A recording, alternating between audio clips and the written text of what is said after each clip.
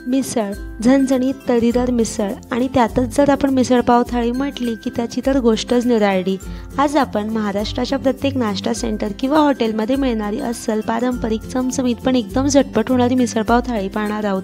तर व्हिडिओ शेवटपर्यंत नक्की बघा व रेसिपी आवडल्यास लाईक करून चॅनलला सबस्क्राईब करायला विसरू नका। नमस्कार, मी राजश्री आणि तुम्हा सर्वांचं स्वागत आहे राजश्री रेसिपी मराठीवर। मिसळपाव थाळी बनवण्यासाठी मी इथे एका पॅनमध्ये 1 चमचा तेल घेतलेला आहे। तेल गरम झालं की यात 2 ते 3 चमचे बारीक चिरलेला कांदा घालूया। कांद्याला तेलात व्यवस्थित परतून घेऊया। आता यात घालूया 1 चमचाभर ठेचलेलं आलं लसूण। यालाही तेलात व्यवस्थित परतून घेऊया। आता यात घालूया अर्धा चमचा हळद व इथे मी एक मोठी वाटी भरून घरीच मोड आणलेली मटकी घालते आहे। मटकीला घरीच मोड कशी आणायची याची रेसिपी मी ऑलरेडी पोस्ट केलेली आहे, लिंक डिस्क्रिप्शन बॉक्समध्ये मेन्शन करते। आता या मटकीला मिनिटभर तेलात छान परतून घेऊया। आता यात 2 ग्लास पाणी, चवीनुसार मीठ घालून झाकून 2 ते 3 मिनिटं हाय फ्लेमवर व नंतर 5 ते 6 मिनिटं लो टू मीडियम फ्लेमवर छान उकडून घेऊया या मटकीला।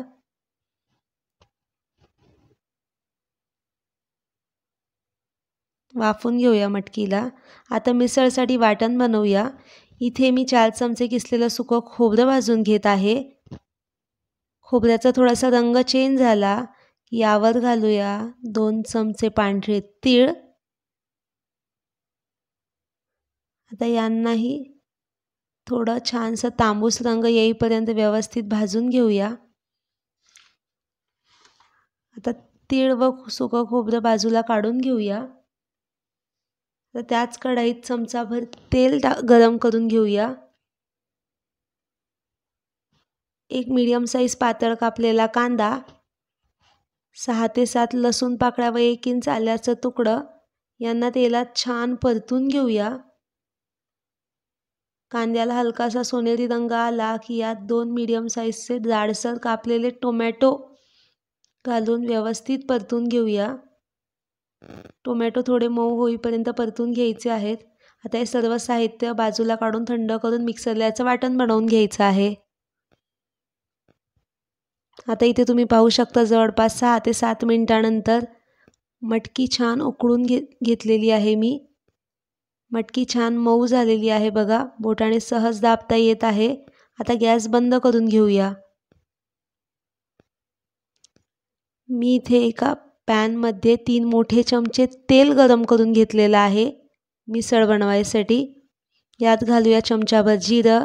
जिरं फुललं की बारीक चिरलेला एक मीडियम साईज कांदा तेलात व्यवस्थित परतून घेऊया। कांद्याला हलकासा सोनेरी रंग आला की यात घालूया तयार केलेलं आपलं वाटण। व्यवस्थित मिक्स करून घेऊया। आता यात काही सुके मसाले घालूया। 2 चमचे कांदा लसूण मसाला, 1 चमचा लाल तिखट व 1.5 चमचा काश्मीरी मिरची पावडर मी इथे घालत आहे। सोबतच 1 चमचे धनेपूड। हे सर्व मसाले तेलात व्यवस्थित परतून घेऊया। तुम्ही पाहू शकता थोड्याच वेळात मसाल्याला छान तेल सुटायला लागलेलं आहे। आता या स्टेजला उकळून घेतलेली आपली मटकी पाण्यासहित आपण यात घालूया। व्यवस्थित मिक्स करून घेऊया।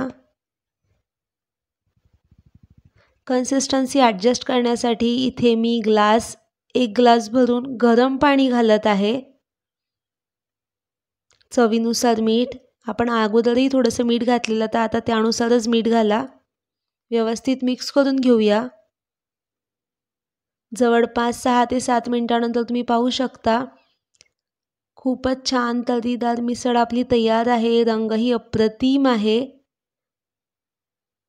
कन्सिस्टन्सी तुम्ही पाहू शकता। या स्टेजला आपल्याला गॅस बंद करून घ्यायचा आहे। तर नाश्ता सेंटरवर मिळणारी चमचमीत झणझणीत तर्रीदार मिसळ तेही खूपच कमी वेळात झटपट आपण आज तयार केलेली आहे। गरमागरम मिसळ सर्व करूया। एका वाटीत आधी मटकीची लेयर, यावर फरसाण,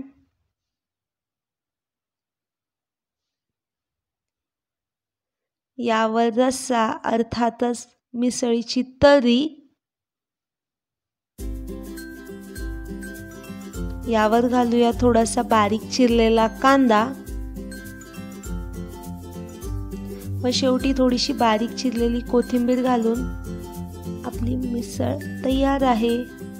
सोबतच दही, बारीक चिरलेला कांदा व लिंबाची फोड, तर्री, फरसाण व पाव, तर झटपट झणझणीत तर्रीदार मिसळपाव थाली तयार आहे।